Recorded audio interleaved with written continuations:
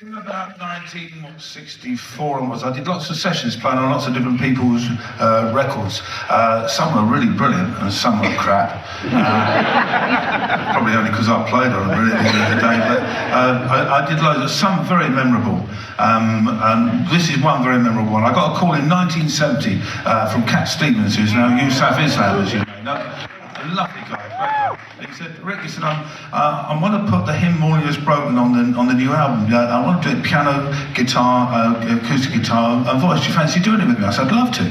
So I went on to the studios where he was at, which was in North London, and there was a piano, just like this one, and he had his acoustic guitar on a stool to sit on, and the only other person there was his producer, Paul Samuel Smith. And all we had to work with was a page torn out of a hymn book with the 3 verses written on it. That's all we had. And his producer, Paul Samuel Smith, said, well, play it through, let me hear what it sounds like. So I sat at the piano, and Steve sat on his stool, and we played it through, and he went, Paul Samuel Smith said, that's absolutely beautiful. He said, the only problem is, he said, it's only 40 seconds long, which is a bit short for a single. He said, can you make it longer, Rick? I said, play it slower if you like.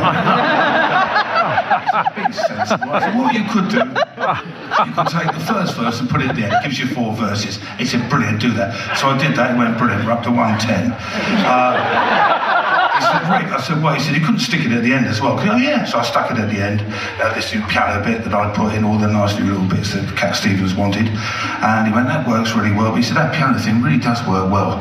I said, I'm ahead of you, Paul. He said, what do you mean? I said, it'll work in the middle as well. He said, great, stick it in the middle. So I stuck it in the middle, and he went, good, we're up to like 145 now, we're getting there. I said, what about a key change and some twiddly bits? He went, brilliant, stick them in. So I stuck them in. I said, what about the piano intro again in a 4th time? He went, brilliant, stick it in.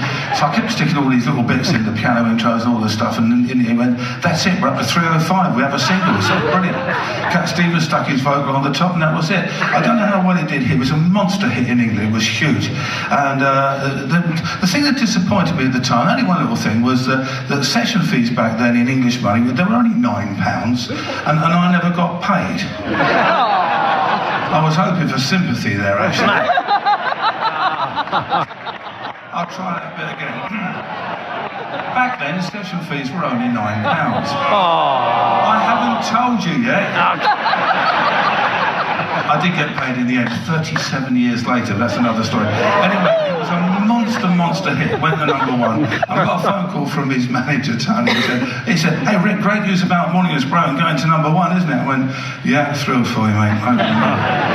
He said, we've got a bit of a problem. I said, so have I. He said, what's yours? I said, never got paid. He said, don't worry, we'll sort it. And I say, he did 37 years later. I said, all right, Tony, what's your problem? He said, well, because it's #1, Cat Stevens has got to play it on Top of the Pops, which was the big music programme on the television in England at the time. He said, he's got to do it with the BBC musicians. I went, yeah, I know.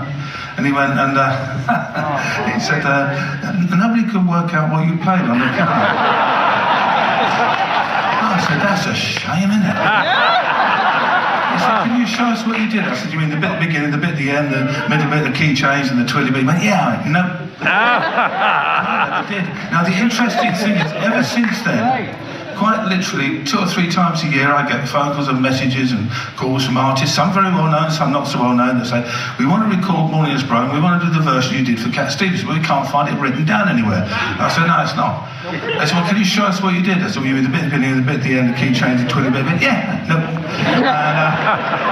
I've never shown anybody, and I thought it'd be fun to do it tonight as an instrumental. And one of the reasons I've got the piano in this really silly angle is because I'm not going to show you how I do it.